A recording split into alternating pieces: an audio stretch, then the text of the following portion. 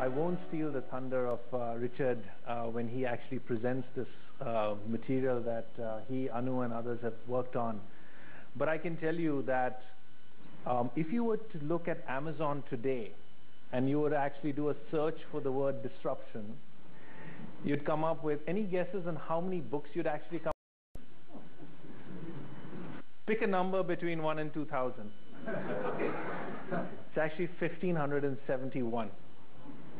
But I'm happy at the last count. That's true. That's as of this afternoon. But I'm happy to say that as of this afternoon, no ordinary disruption would show up on the top of that list. And it was only released a few weeks ago. Richard talks about the reason why we are in unprecedented times. And the reason for that, I'll leave it in one word. You cannot trust your intuition or judgment. You cannot trust your intuition or judgment. What a dangerous word if you are a business leader, a parent, right? Or something of a combination of the two. We've been in a phenomenal period of economic growth. If you look over the last 2,000 years, a good growth year for the first 700 years was actually 0.3%. As a Brit, I'm allowed to say it makes the Eurozone growth rate look actually quite good. We were in this period of very low growth, and growth was really driven by population growth. And then we saw the Industrial Revolution, and we got growth rates of 1.5 to 2% to 3%. And then after the Second World War, growth really took off. And we were in a period of growing between 3 and 5%, powered by two engines. The engine of productivity, GDP per capita, and the engine of demographics. Our mental model is that the world grows somewhere between 3 and 5%. A lot of our intuition actually has also been built up in a period where around the world, not necessarily in India, but around the world, capital has got progressively cheaper. This chart shows real and nominal interest rates. For the last 35 years, capital has got progressively cheaper. That has allowed us to borrow more. It's driven up asset prices, whether that be equities, global equities, whether that be bonds, whether that be houses in places like London or New York. This falling interest rates has helped to propel that upwards. And with the odd exception of the Swiss, it's unlikely the interest rates are going to get any further cheaper. And so that growth rate, what we're used to, as we think about, house prices in London are a good investment, we have to go back and examine how much of the growth in house prices in London we've had in the last 35 years has been driven by this, and how much is going to be driven by fundamentals, and whether we're likely to see the same level of growth going forward. Again, our intuition about the type of appreciation we might get may be wrong. We've also been in a world where the corporate world has done incredibly well. This chart shows corporate profits as a percentage of GDP. At most businesses that we're able to get the data around the world. And as you can see, corporate profits grew 22% faster than GDP.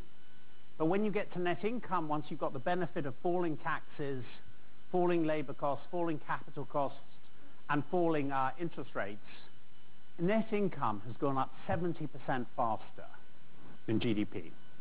The profit pool has gone from $1 trillion, the numbers at the bottom on the right-hand side, to 5 trillion, to over 5.6 trillion.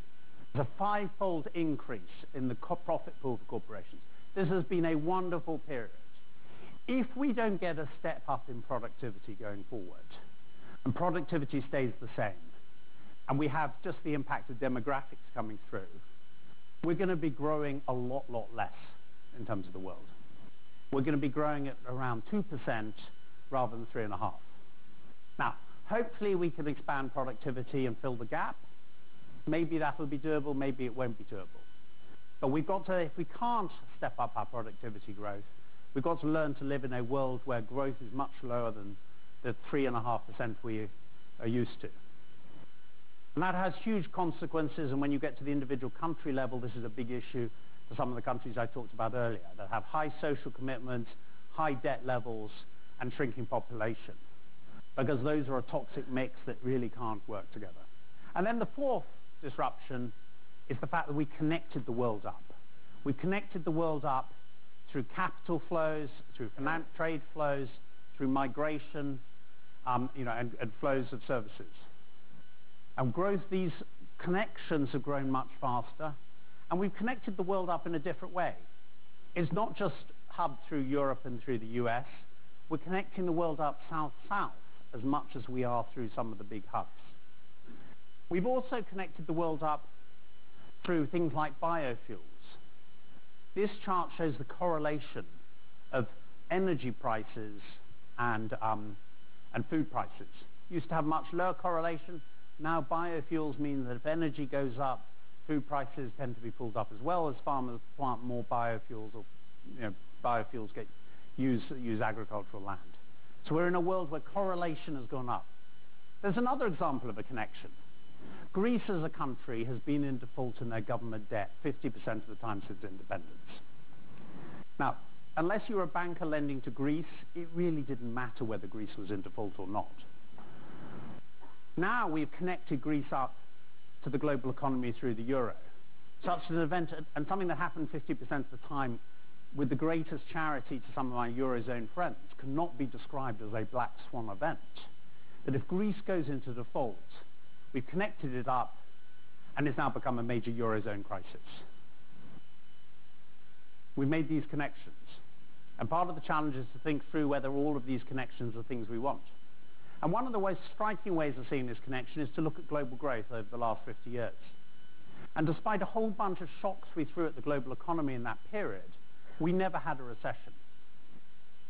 When we threw shocks like the Asia financial crisis, like the savings and loan crisis, the global economy, like the Middle East oil price hikes, some parts of the world went into recession, other parts grew. But as the world became more connected, when we threw the Lehman shock, and the Lehman shock wasn't that big in comparison to some of the other things we've seen over the last 50 years, we had the first global recession because of this interconnectivity. So that's how the world's different. What does it take to survive this storm? What does it take to win in this storm? We think there are three key attributes in terms of it. The first attribute is to spend time looking outside, understanding how the world's changing. I am amazed at how senior executives, particularly in Western companies, spend a lot of time focused internally in their company. So we think that actually the winners are going to be the ones with the right attitude. We think that the winners are going to be the optimists, the one who realize that, yes, my business is about to be destroyed. There's a tech company coming in destroying this channel, or I'm going to have to shut down this product because it's no longer viable. But I'm optimistic that my capabilities or my children's capabilities or my employees' capabilities are creative enough that we can create the new businesses. How optimistic do you feel, or rather, how many of you feel optimistic that the world's going to be a better place for you and perhaps your children? Okay, so Richard has had some impact, I think, in terms of moving the needle a bit on that. Uday, let's pose the question to you personally. Okay, Anu, I'll answer in three parts.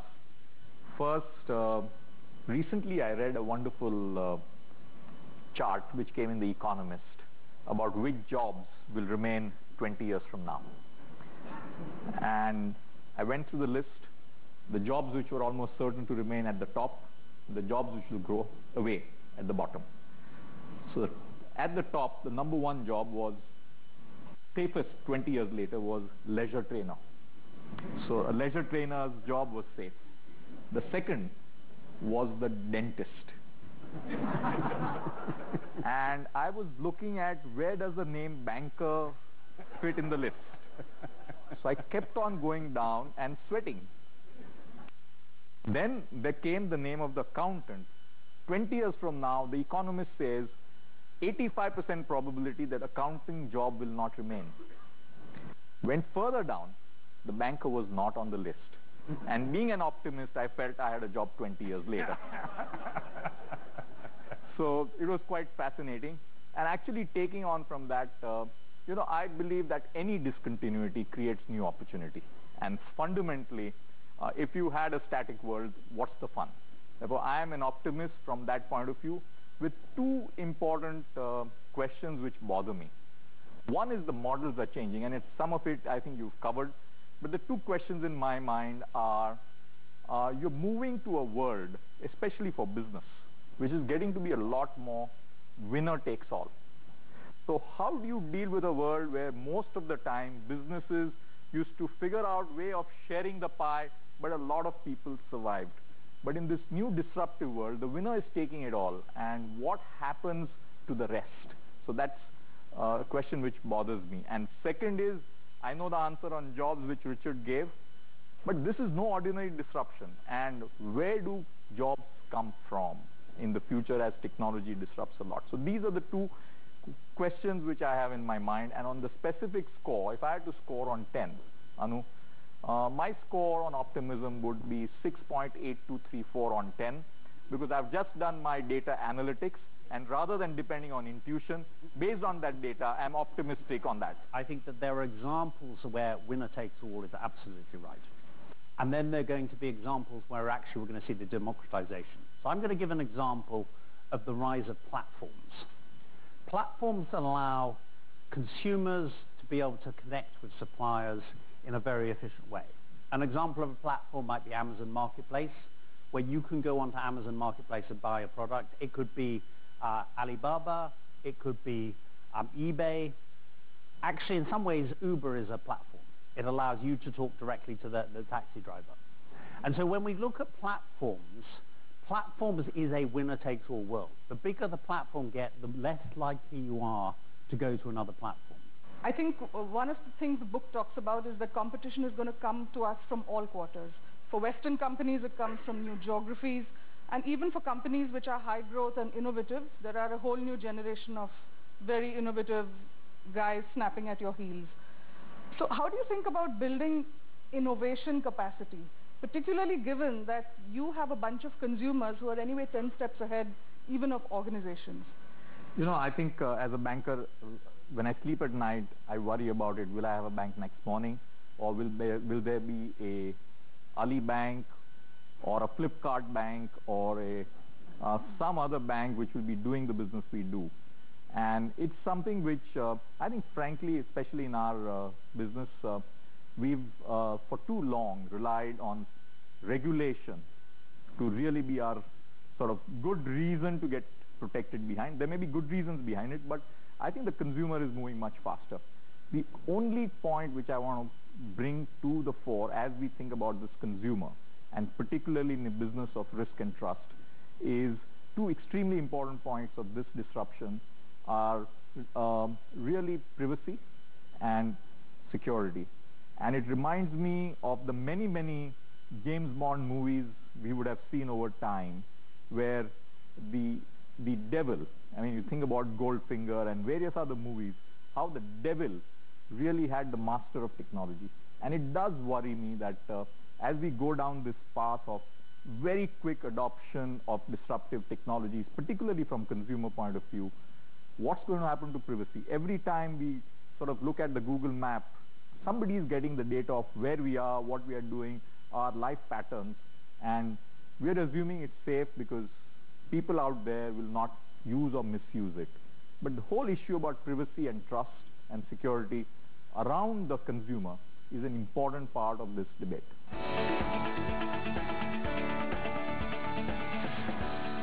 A lot of utility in giving us a sense of how we need to fragment and modularize and sort of decentralize delivery based on some of the parameters that have emerged from this study. Catch macros with Myfleet only on ET Now.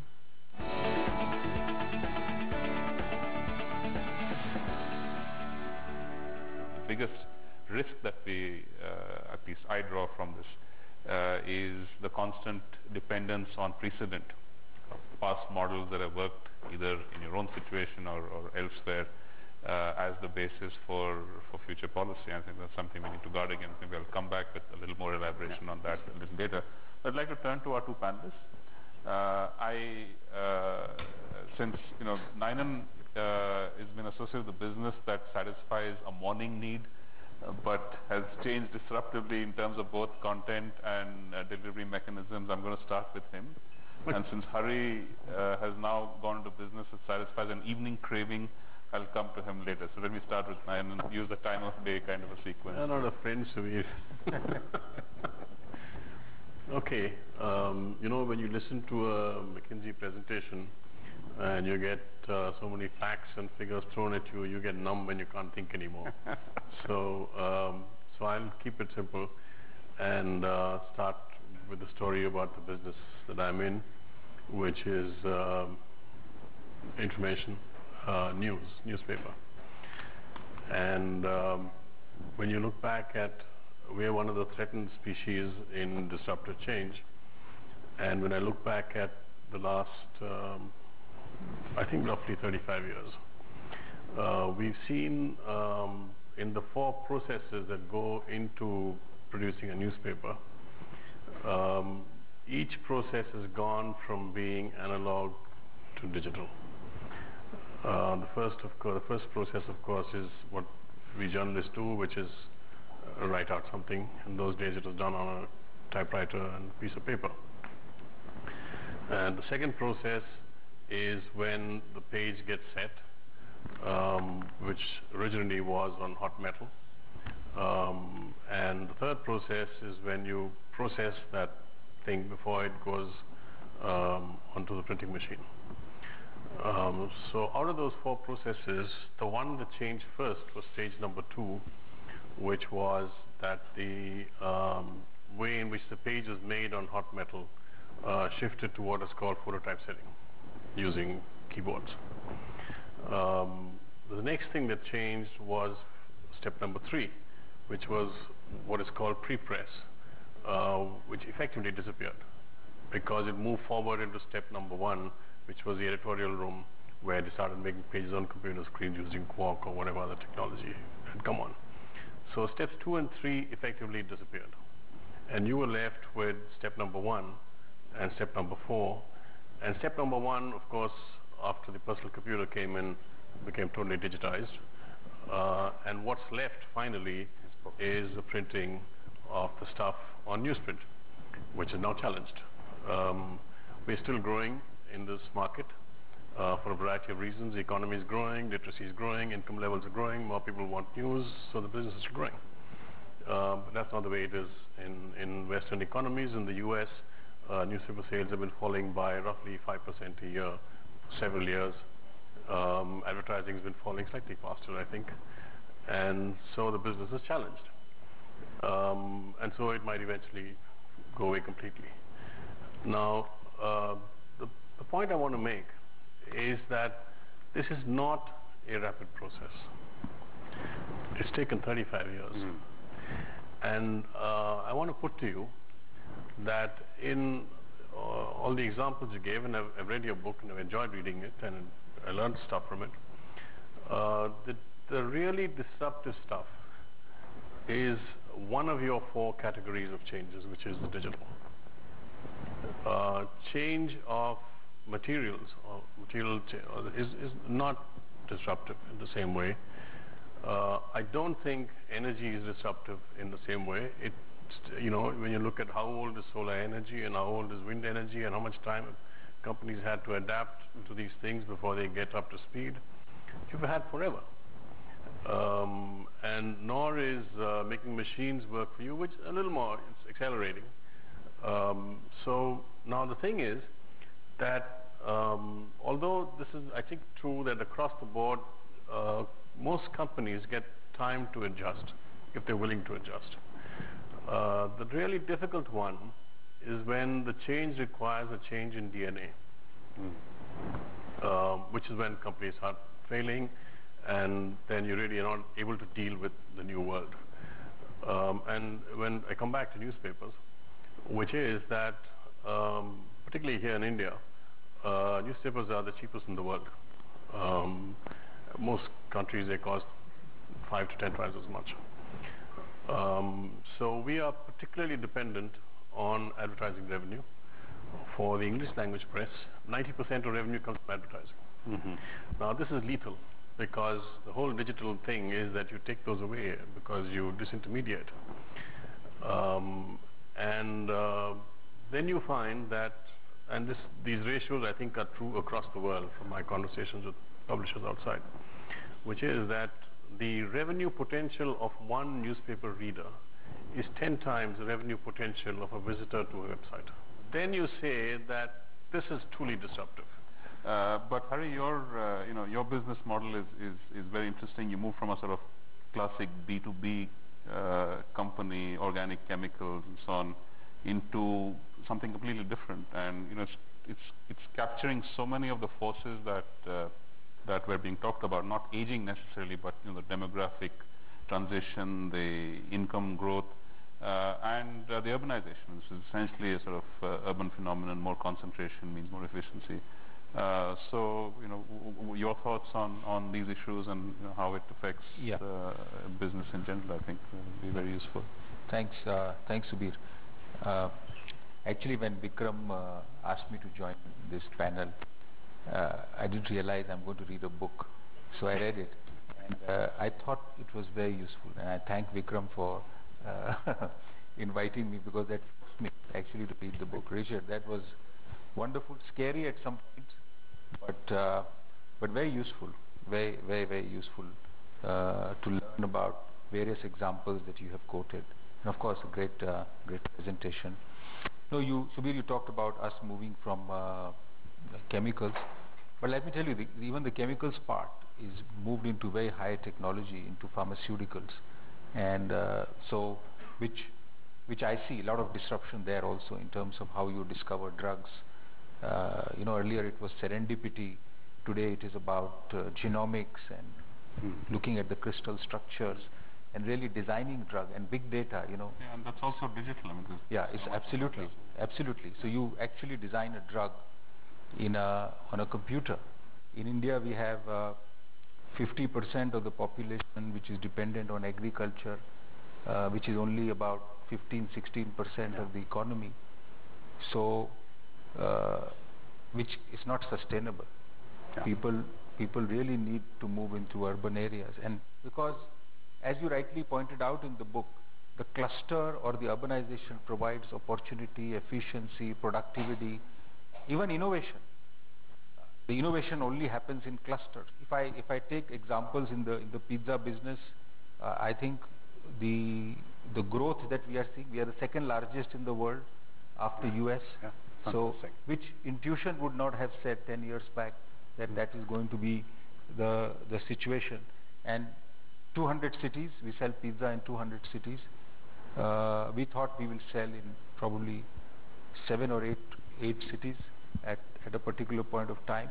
Never realized that there is so much of pent-up demand in the smaller cities. And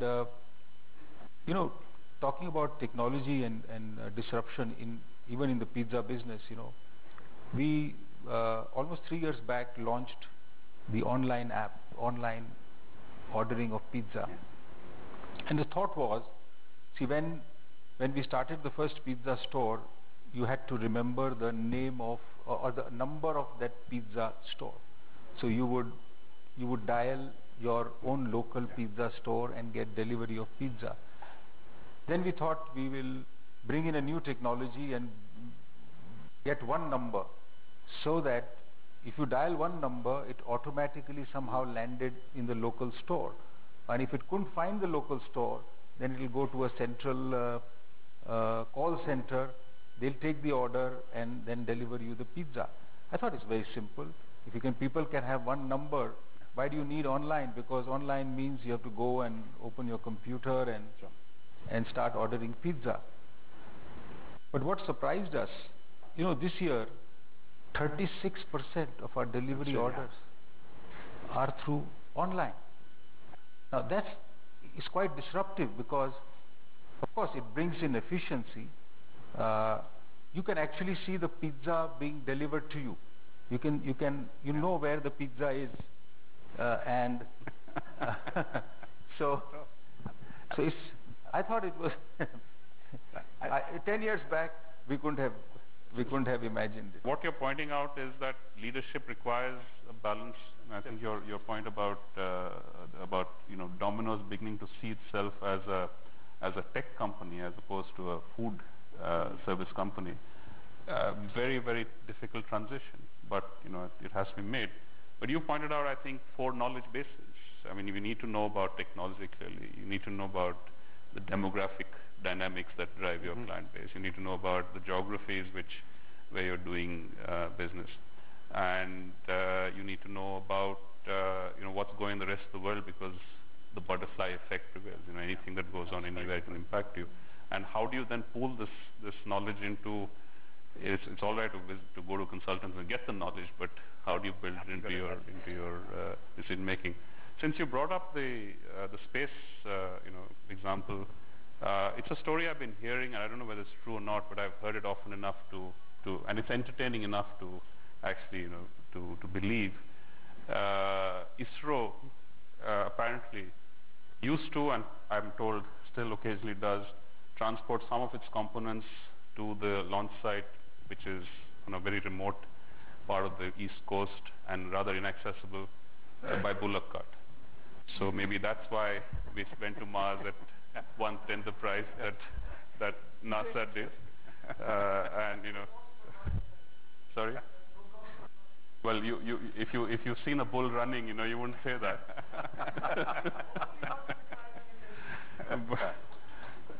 Whatever it is, bicycles, bullock carts, all kinds of transportation.